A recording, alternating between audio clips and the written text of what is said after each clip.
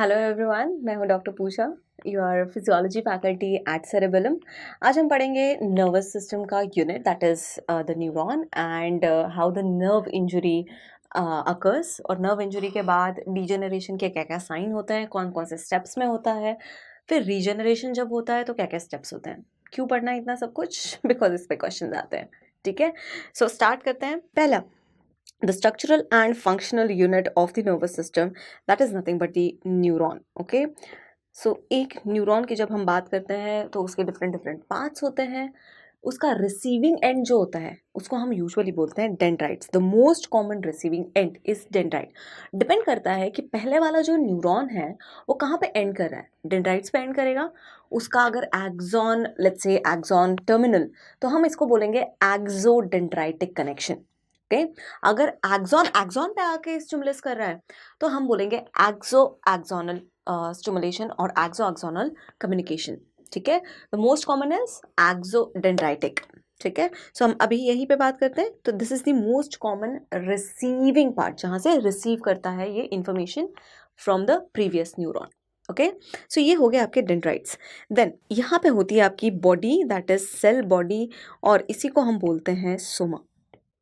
Cell body of the neuron only will be called as soma. So that is one thing that you have to remember, soma. अब soma के बारे में पढ़ना क्यों ज़रूरी है? बिकॉज याद रखना यहाँ पे खूब सारे ऑर्गेनलीज होते हैं, right? What are the cell organelles? That is mitochondria, Golgi apparatus, right? There are going to be some free ribosome and let's say यहाँ पे आपका Golgi apparatus है, कुछ Golgi apparatus भी अटैच होंगे, that is rough endoplasmic reticulum पे। Now जब ये फ्री राइबोसोम्स यहाँ पे होते हैं, इनको बोलते हैं निसल्स ग्रैन्यूल। निसल साइंटिस्ट का नाम है जिसने ये डिस्कवर किया था कि फ्री राइबोसोम्स भी होते हैं सोमा में, और इसीलिए हम उसको बोलते हैं निसल ग्रैन्यूल। जब भी ये राइबोसोम्स अगर रफ एंडोप्लाज्मिक पे अटैच है तो उसको हम बोलेंगे Nissl bodies. Okay, so that is the only difference over there, right? But है तो राइबोसोम्स ही, काम भी वही करेंगे, प्रोटीन प्रोडक्शन का या प्रोटीन सिंथेसिस का। ओके, अब सेल बॉडी जब एक्सॉन में कन्वर्ट हो रही होती है, यहाँ पे उनका एक जंक्शन होता है, the junction of soma and the axon. जहाँ पे सोमा खत्म होती है और एक्सॉन स्टार्ट होता है, उस पॉइंट को हम बोलते हैं एक्सॉन हिलॉक। उस पॉइंट को हम बोलते हैं axon hillock. Okay, now there is another part, axon hillock से लेके जो फर्स्ट माइलिन शीट स्टार्ट होती है, लास्ट वीडियो में इसकी बात की थी हमने, इसको बोलते हैं इनिशियल सेगमेंट। राइट, यहाँ लिख रही हूँ मैं, इसको बोलते हैं इनिशियल सेगमेंट। एक्सॉन हिलॉक से जब हम जाते हैं first starting of beginning of first myelin sheath तक, राइट, इसको बोलते हैं इनिशियल सेगमेंट, जहाँ पे आपके मोटर न्यूरॉन्स के action potentials are going to get produced, right. Then होता है आपका माइलिन शीट, राइट। और माइलिन में हमने एक चीज़ पढ़ी थी, क्या चीज़?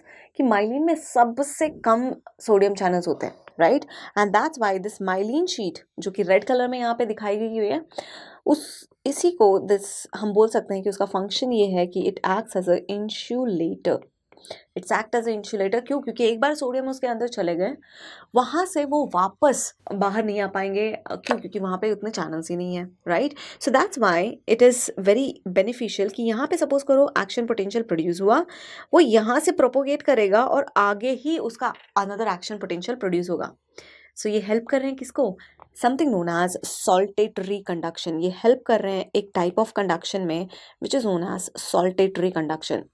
अगर हम देखें एक्शन पोटेंशियल कैसे जनरेट हो रहा है, ऐसे लगता है कि जो गैप है दोनों माइलिन शीट का, जिसको हम बोलेंगे नोड्स ऑफ रैनवियर, सो दो माइलिन शीट के बिटवीन जो गैप है उसको बोलते हैं नोड्स ऑफ रैनवियर। ऐसे लगता है एक नोड्स ऑफ रैनवियर से दूसरे नोड ऑफ रैनवियर पे जंप कर रहा है action potential because of the myelin in between. ठीक है, सो सॉल्टेटरी कंडक्शन वेलोसिटी बढ़ा देता है। Okay, that's the only difference over here, right.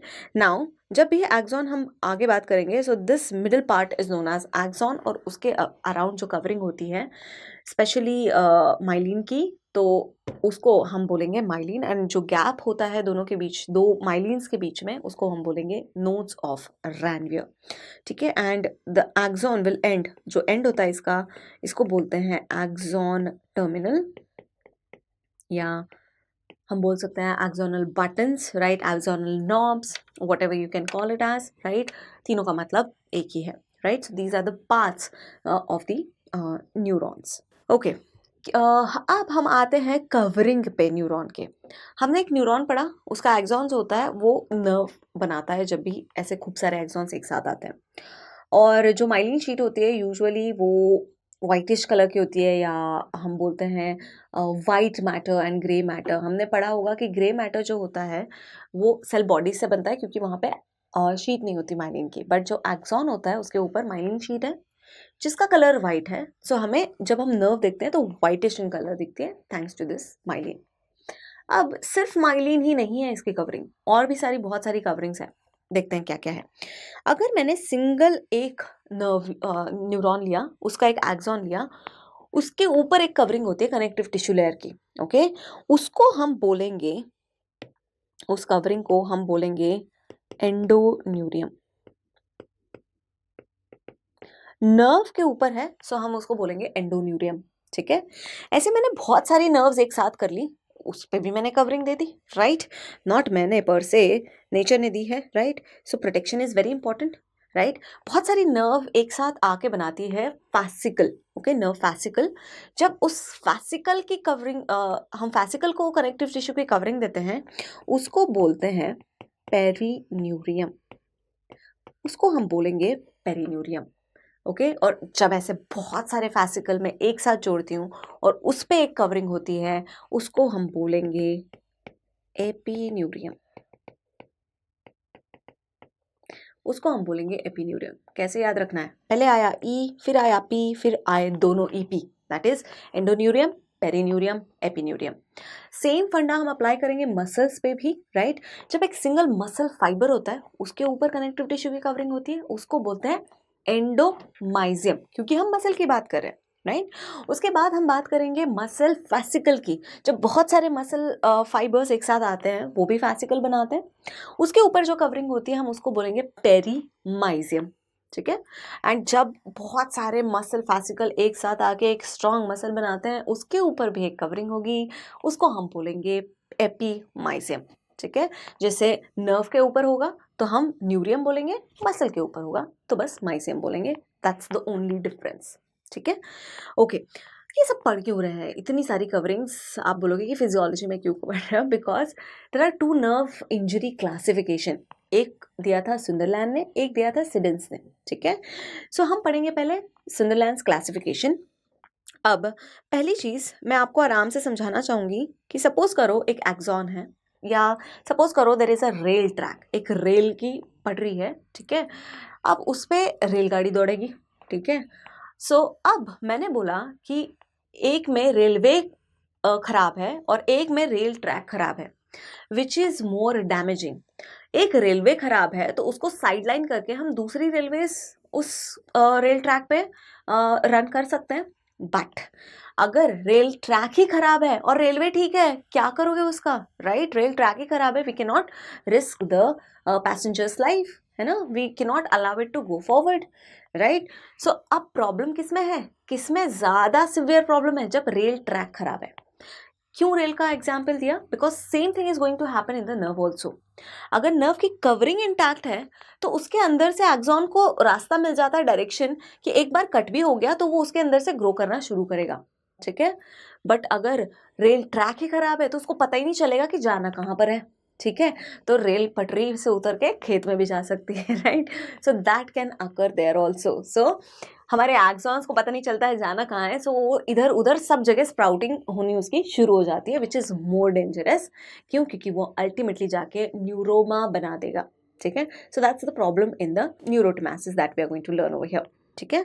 So Sunderland ने बोला कि there are 5 different gradations of nerve injury, 5 different grades में उसने इसको डिवाइड किया। So what are the grades? पहला ग्रेड था न्यूरोप्रैक्सिया, न्यूरोप्रैक्सिया, ठीक है। इसमें इसने बोला कि सपोज करो नर्व का कंप्रेशन हो गया, ठीक है. So examples are Saturday night palsy, crutch palsy, honeymoon palsy. ठीक है. So what is going to happen, let's take the example of crutch which is more decent example, right. So crutch अगर बार बार कोई patient use कर रहा है, right, suppose किसी के पैर में दर्द है या कोई इंजुरी है, right, so he needs to support, for the support he is going to use the crutch. ठीक है. वो बार बार यहाँ पे हिट करेगा, राइट, कंप्रेशन करेगा, और the nerves in the axonal the axilla area, they are going to get damaged over there. ठीक है. So that is the problem. But ये कोई परमानेंट कट नहीं है, इंजरी नहीं है, बाहर से बस कंप्रेशन आ रहा है. They can regain as soon as they are going to relieve the pressure from that area. उस एरिया से प्रेशर हटा दो, वो अपने नॉर्मल साइज में आ जाएगा. ठीक है. That is neurapraxia. उसमें पर से कोई फिजिकल इंजुरी नहीं है, मैकेनिकल कंप्रेशन है which can be reversed completely. Okay. Second degree पे आते हैं. जब सेकेंड डिग्री की बात करते हैं उसको बोलते हैं हम एक्सोनोटेमेसिस. एक्सोनोटेमेसिस. अब इसमें क्या होता है, इसमें डैमेज है आपका एक्सॉन. ठीक है. आपका क्यों, पेशेंट का. सो डैमेज है पेशेंट का एक्सॉन, राइट. एक्सॉन डैमेज है, मैंने क्या बोला, रेलगाड़ी खराब है, ट्रैक इंटैक्ट है, तो ट्रैक का हेल्प लेके फिर से दूसरी वाली रेलगाड़ी तो प्रॉपर जा सकती है. सो बॉडी में भी नर्व आराम से ग्रो कर सकती है, राइट. सो यहाँ पे ज़्यादा प्रॉब्लम नहीं होगी, एक्सॉन रीग्रो कर जाएगा टूवर्ड्स द इफेक्टर ऑर्गन. जो भी इसका इफेक्टर ऑर्गन होगा वहाँ पे हमें पता है डायरेक्शन उसको मिल जाएगी through the coverings and it is going to go towards the effector organ. इस वाले चीज़ को हम बोलते हैं एक्सोनटेमेसिस. थर्ड. अब थर्ड डिग्री जो होती है उसको हम बोलते हैं neurotmesis. Third degree, fourth degree and fifth degree ये सारे आएंगे न्यूरोटोमेसिस में. ओके. सो न्यूरोटोमेसिस के ही उसने 3 ग्रेडेशन कर दिए. किसने, सुंदरलैंड्स ने. ओके. सो क्या क्या थर्ड डिग्री में, फर्स्ट ऑफ ऑल उसने बोला एक्सॉन तो डैमेज है ही, एक्सॉन के साथ साथ एंडोन्यूरियम का डैमेज है, but perineurium and epineurium intact है, राइट. अब आते हैं फोर्थ डिग्री पे. फोर्थ डिग्री पे एक्सॉन भी कट गया, एंडोन्यूरियम भी कट गया और साथ साथ पेरिन्यूरियम भी कट गया. तो इन तीनों को मिला के हम बोलेंगे फोर्थ डिग्री. ओके. और फिफ्थ डिग्री में थ्रू एंड थ्रू आउट अगर पूरा नर्व सेपरेट हो गया, right, so that separation is called as fifth degree which is more severe, right. और इसके ग्रो होने के चांसेस मिनिमल होते हैं. क्यों, क्योंकि सारा रेल ट्रैक ही खराब हो गया, right, and it is impossible to make a proper rail track again in the body I'm talking, right. So ये वाला सबसे सिवियर होता है जिसमें एक्सॉन के साथ साथ एंडोन्यूरियम भी कट गया, पेरिन्यूरियम भी कट गया और एपिन्यूरियम भी कट गया. Now there is no way in which the nerves can grow, क्योंकि एक नर्व्स नहीं है ना, नर्व में तो कई सारे नर्व फाइबर्स हैं एंड उनका ग्रोथ मुश्किल हो जाता है, राइट. तो डेफिनेटली ये वाली सबसे सिवियर वाली इंजरी होगी. अब आगे बढ़ते हैं सिडान्स क्लासिफिकेशन पे. इसने बोला कि इतना कॉम्प्लिकेट मत करो, इजी सा रखो, राइट. अगर मैकेनिकल इंजुरी है तो उसको फर्स्ट डिग्री बोलो, राइट. अगर एक्सॉन कटा है तो उसको बोलो सेकेंड डिग्री. अगर थ्रू एंड थ्रू कट है, राइट, तो उसको बोलो थर्ड डिग्री. ठीक है. सो न्यूरोप्रैक्सिया को इसने बोला in which there is only compression. Examples of compressions are Saturday night palsy, right, crutch palsy और honeymoon palsy. मून का तो पता नहीं, but next day he is going to have severe pain and very likely going to have the tingling sensation. Why? Because night time, whole night this partner is sleeping on their hands and that's why the nerves are going to get compressed. Okay, so that is neuropraxia. The second one is axontomasis. Axontomasis जिसमें axon तो cut हो गया है but you can see the layer is still intact. Okay. इसकी जो covering है वो still intact है. थर्ड डिग्री में थ्रू एंड थ्रू आउट पूरा का पूरा नर्व सेपरेट हो गई है, डिस्टल पार्ट, प्रॉक्सिमल पार्ट पूरा का पूरा सेपरेट हो गया है. That will be called as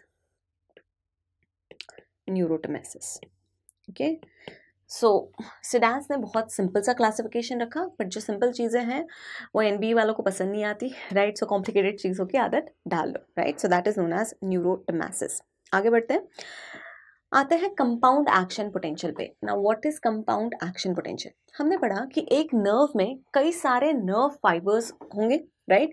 अब ये कई सारे नर्व फाइबर्स होने की वजह से क्या होता है कि एक ही टाइप के नर्व फाइबर्स नहीं होते हैं। हम नर्व फाइबर का क्लासिफिकेशन भी बाद में पढ़ेंगे, उसमें हम देखेंगे कि there are different different types of nerve fibre, right? So अगर हम देखते हैं, एक ग्राफ प्लॉट करते हैं, अगर मैं एक्स एक्सिस पे लिखूं ड्यूरेशन और वाई एक्सिस पे मैं लिखूं लेट्स से एम्पलीट्यूड, ओके, और मैंने उस नर्व को स्टिमुलस दिया, तो मुझे सिर्फ एक एक्शन पोटेंशियल नहीं नजर आएगा, मुझे डिफरेंट डिफरेंट एक्शन पोटेंशियल नजर आएंगे। क्यों? क्योंकि डिपेंडिंग ऑन उनका क्या टाइप ऑफ नर्व फाइबर किस टाइम पे स्टिमुलेट हुआ है और उसकी वेलोसिटी क्या है, उसके ऊपर मुझे डिफरेंट डिफरेंट स्पाइक्स मिलेंगे, ठीक है? सो कंबाइनली मुझे कुछ ऐसा ग्राफ नजर आएगा, ओके? सो एक स्पाइक नहीं, मल्टीपल स्पाइक्स जब दिखें तो that is none other than the compound action potential. For example, अगर सेंसरी नर्व का मैं स्टिमुलेशन दे रही हूँ और रिस्पॉन्स देख रही हूँ, तो मुझे पहले मिलेगा A alpha, then A beta, then A delta, C fibre and so on and so forth. Depends करता है कि किस में कितने टाइप के नर्व फाइबर हैं, कितने स्टिमुलेट हुए, कितने नहीं हुए, उनकी वेलोसिटी क्या थी, उसके अकॉर्डिंग वो अपना स्पाइक पोटेंशियल दे देगा। तो these are known as compound action potential. जब भी हम नर्व कंडक्शन वेलोसिटी देखते हैं तो नर्व को स्टिमुलेट करते हैं तो हमेशा हमें कंपाउंड एक्शन पोटेंशियल नजर आएगा। यूजुअली वो डायग्राम देते हैं आपको कंपाउंड एक्शन पोटेंशियल की और आइडेंटिफाई करने के लिए बोलते हैं कि ये किसका एक्शन पोटेंशियल है।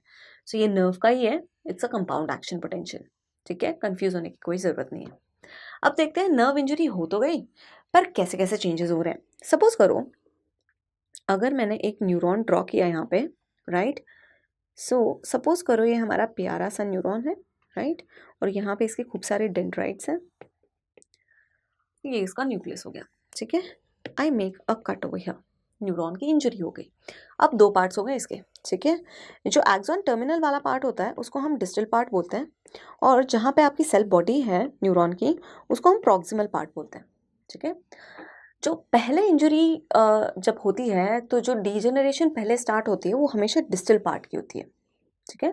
And that starts with in 24 hours, that starts with in 24 hours, और इसी को हम बोलते हैं वॉलेरियन डीजेनरेशन। इस टाइप ऑफ डीजेनरेशन को जो डिस्टली पहले स्टार्ट होती है, that starts with in 24 hours, मतलब एक दिन के अंदर अंदर वो स्टार्ट हो जाता है डीजेनरेट होना, उसी को बोलते हैं वॉलेरियन डीजेनरेशन, ओके? अब इसके स्टेप्स क्या क्या होते हैं तो रिमेंबर करना, पहले क्या आता है, अल्फाबेट में ए ही आता है, राइट? सो पहले आपका डीजेनरेट होना शुरू होगा एक्सॉन, ओके? सो ये वाला एक्सॉन पहले डीजेनरेट शुरू होगा होना, and then which will be followed, ये फॉलो करेगा एक्सॉन टर्मिनल, राइट? पहले एक्सॉनल डीजेनरेशन होगी, फिर उसके बाद एक्सॉन टर्मिनल की डीजेनरेशन स्टार्ट हो जाएगी, राइट? उसके बाद जो कवरिंग्स दी गई हुई थी माइलिन शीट से, वो डीजेनरेट होना शुरू हो जाएगी। बचा क्या? कुछ भी नहीं। पहले distally, I mean distally axon थे, एक्सॉन टर्मिनल थे, माइलिन थे, खत्म हो गया। अब क्या करना है? साफ भी तो करोगे, जो भी डेब्रीज बनी उसकी डिजेनरेशन के बाद उसको क्लीन भी तो करना है। सो क्लीन करने के लिए आएंगे मैक्रोफेजेस, राइट? सो मैक्रोफेजेस इन्फिल्ट्रेशन होगा और वो जो डेब्रीज बनेगी उनको क्लियर आउट करेंगे। So they will clear out debris, जो कचरा बना हुआ था डिजेनरेशन वाला, वो ये लोग साफ करेंगे। एक बार साफ हो गया तो distal area is now clean. अब डिपेंड करेगा कि प्रॉक्सिमल की डिजेनरेशन हो रही है या प्रॉक्सिमल को ट्यूब इंटैक्ट है और वो रीग्रो करना चाह रहा है, ठीक है? सो पहले क्लीन करते हैं और उसके बाद हम फिर से बनाना स्टार्ट करेंगे हमारा एक्सॉन, अगर वो इंटैक्ट है और उसको न्यूट्रिशन प्रॉपर मिल रहा है। आगे बढ़ते हैं। सेकेंड स्टार्ट होगा प्रॉक्सिमल डिजेनरेशन। अब प्रॉक्सिमल डिजेनरेशन स्टार्ट कब होता है? ये स्टार्ट होता है within 48 hours, right? That means 2 days के बाद स्टार्ट होता है and it can go as long as 20 days. तो 2 to 20 याद रखना प्रॉक्सिमल डिजेनरेशन। प्रॉक्सिमल डिजेनरेशन कैसे कैसे पहचानेंगे और क्या क्या चेंजेस होंगे प्रॉक्सिमल डिजेनरेशन में? पहली चीज़ हमने पढ़ी थी निसल्स ग्रैन्यूल, वो डिसइंटीग्रेट होना शुरू होते हैं, उसी को बोलते हैं क्रोमैटोलिसिस या क्रोमैटोलाइसिस। अब क्रोमैटोलाइसिस में क्या होता है, जो निसल ग्रैन्यूल्स थे वो डिसइंटीग्रेट होना शुरू होते हैं या डिसॉल्व होना शुरू होते हैं, right. So in some books it is written as dissolution also. तो याद रखना, ये डिसॉल्व होना या डिसइंटीग्रेट होना शुरू होते हैं, उसी को हम एक फैंसी टर्म देते हैं जिसको बोलते हैं क्रोमैटोलिसिस. ओके. सो अगर बायोप्सी में आपके पास है प्रॉक्सिमल एरिया और आपके पास डिस्टल एरिया नहीं है और आपको देखना है कि ये डिजेनरेट होना शुरू हुआ था नहीं हुआ था, on the basis of chromatolysis you can see that. Okay. Then chromatolysis start होता है, उसके बाद which will be followed by the nucleus. Nucleus degenerate होने से पहले it will be pushed. Usually क्या होता है इन द नॉर्मल न्यूरॉन, जो न्यूक्लियस होता है वो एग्जैक्ट सेंटर में होता है बॉडी के. ओके. अब जैसे ही इंजरी हुई उस टाइम पे क्या होता है, ये जो न्यूक्लियस है that will be push towards periphery. ये पेरिफेरी के टूवर्ड्स पुश किया जाता है. राइट. देन आएंगे आपके cell organelles. Right. Different different cell organelles जो प्रेजेंट है आपके सोमा में, they are going to start degenerating. So Golgi apparatus and mitochondria, mainly ये दो होते हैं, बाकी भी सारे होते हैं but definitely they will start early. ये भी डिसइंटीग्रेट करना शुरू करते हैं और डीजेनरेट करना शुरू करते हैं. राइट. सो ऐसा कुछ इनका सीक्वेंस होता है. मोस्टली क्वेश्चंस पूछे जाते हैं क्रोमैटोलिसिस पे. क्रोमैटोलिसिस क्या है, क्यों होता है, कब होता है, ये सारे क्वेश्चंस आते हैं mostly. Okay. Let's move on to the next thing, that is regeneration. Destroy तो कर दिया, अब कुछ रिपेरेटिव बात करते हैं, रीजनरेशन. ठीक है. So nerve regeneration. रीजनरेशन कैसे कैसे स्टार्ट होता है और क्या क्या चीज़ें होती है रीजनरेशन में. दो ही चीज़ें होंगी. पहली चीज़ जो कि प्रॉक्सिमल डीजनरेशन होगा वो कंप्लीट नहीं हो पाएगा. ठीक है. अगर नर्व ग्रोथ फैक्टर्स प्रॉपरली बन रहे हैं, अभी भी प्रॉक्सिमल में उतना मोटिवेशन है कि हम दोबारा से नर्व बनाएंगे डिस्टली भी, definitely that means it is getting oxygen nutrients properly, it will regrow. तो डिस्टल की हमें यहाँ पे बात करनी है. जो अगर प्रॉक्सिमल स्टार्ट भी हुई थी डिजेनरेशन, जैसे निसल ग्रैन्यूल्स, वो फिर से बनना शुरू करेंगे, न्यूक्लियस फिर से पेरिफेरी से सेंटर में आना शुरू कर देगा. ठीक है. So this is going to happen but they are going to ask you the questions mainly किस पे, डिस्टल पार्ट में क्या होता है. तो डिस्टल पार्ट में जो नर्व्स थी proximal, we can say nerve का जो प्रॉक्सिमल का एंड पार्ट था, प्रॉक्सिमल का end part, that will start giving the sproutings, that will start giving the sprouts. ठीक है. क्या मतलब है इसका, सपोज करो ये आपका न्यूरॉन है, cell body soma, which will be followed by the axon and axon terminal. Okay. Now मैंने बोला कि यहाँ पे कट था, राइट. अब ये वाला पार्ट डिस्ट्रॉय हो जाएगा, उसके बाद which will be followed bye ये वाला नए एक्सॉन्स दे देगा. डिपेंड करेगा कि कितने नर्व फाइबर्स हैं और उसमें कैसे कैसी ग्रोथ हो रही है. ठीक है. So they are known as sproutings. Okay. So नए स्प्राउटिंग्स दे देगा और साथ इसका हेल्प करने के लिए आएगा आपका माइलिन. अब माइलिन या स्पेशली हम पेरिफेरल नर्व इंजरी की बात करते हैं, जब भी बात करते हैं तो पेरिफेरल में होता है आपका श्वान सेल. ये श्वान सेल्स क्या करते हैं, इसको हेल्प करते हैं via releasing growth factors and specially ये ग्रोथ फैक्टर को हम दो में डिवाइड करते हैं. Nerve growth factor, there are many but importants are two main ones, nerve growth factor and neurotrophins. Neurotrophins. ठीक है. बस नाम याद कर लो, इम्पॉर्टेंट है क्योंकि क्वेश्चंस पूछे गए हुए हैं. ठीक है. So nerve growth factors and neurotrophins, ये दो चीज़ें हैं जो ग्रोथ करवाने में हेल्प करती है. राइट. सो नाम में ही है ना, growth factor and neurotrophins. Trophic factors are the ones which will enhance the growth. Okay. So myelin help करता है ग्रोथ करवाने में. दैट डिपेंड्स कि वो एंड तक जा पाएगा या नहीं, depending on railway track. That means sheets कितनी इंटैक्ट है. अगर शीट्स नहीं है तो ये यहाँ तक ग्रो करेगा. राइट. सपोज करो यहाँ की नर्व कट गई थी, राइट. यहाँ से कटी हुई थी. अब क्या हुआ कि यहाँ पे जैसे कट लगा, after some days nerve regeneration started, but सारे कवरिंग्स चले गए थे तो उसको वे नहीं मिला, तो ये हर डायरेक्शन में ग्रो करना शुरू कर दिया. प्रॉब्लम क्या है, प्रॉब्लम ये है कि पेशेंट को जो भी सेंसेशन होगा वहाँ पे उस एरिया में उसको टिंगलिंग सेंसेशन स्टार्ट हो जाएगा, क्योंकि बहुत सारे नर्व फाइबर्स वहाँ पे ग्रो हो गए हैं in all direction, and that is nothing but the neuroma. The nerve fiber growths will be starting enormously at that area. उस एरिया में जब नर्व ग्रोथ स्टार्ट हो जाती है, definitely it is going to form neuroma. which cannot be reached towards the effector organ. Okay, so that is the difference between the complete nerve regeneration and incomplete one. Okay, so nerve regeneration के लिए इतना ही. आगे बढ़ते हैं. What is the indicative or indication of regeneration? इसमें बस आपको T याद रखना है. What is T? That is a sign, right? You must have guessed it till now. When we do something related with T, the patient will feel T. नाम क्या बोल रहे हैं, है ना? So let's write it down. Tinel sign. आपको दिखेगा टिनल sign. क्या होता है टिनल साइन? सपोज करो यहाँ पे इंजुरी हुई, मैंने पेशेंट का फॉलोअप लेना शुरू कर दिया और डिस्टल से प्रॉक्सिमल के एंड की तरफ मैंने टैपिंग शुरू कर दी. व्हेन आई स्टार्ट टैपिंग, कहाँ से कहाँ तक? डिस्टल से स्टार्ट करूँगी और जाऊँगी कहाँ पे? प्रॉक्सिमल पार्ट में. तो पेशेंट को क्या रिजल्ट आएगा? रिजल्टेंटली पेशेंट को टिंगलिंग फील होगी. पेशेंट को फील होगी टिंगलिंग सेंसेशन. ओके, और अगर नर्व रीजनरेट कर रही है तो डेफिनेटली प्रॉक्सिमल का जो एंड पार्ट था वो आपके स्प्राउट्स दे रहा है, बहुत सारे नर्व रीग्रो कर रहे हैं और उसी की वजह से पेशेंट को टिंगलिंग सेंसेशन आती है. अगर मैंने फॉलोअप कर लिया, सो आगे क्या होगा? सपोज पेशेंट को मैंने बुलाया, लेट्स से 7, 8 और 10 डेज या 15 डेज बाद. पहले उसको यहाँ पे टिंगलिंग सेंसेशन हुई थी. Now the tingling sensation has been moved towards distal part. इसका मतलब नर्व ग्रो कर रही है.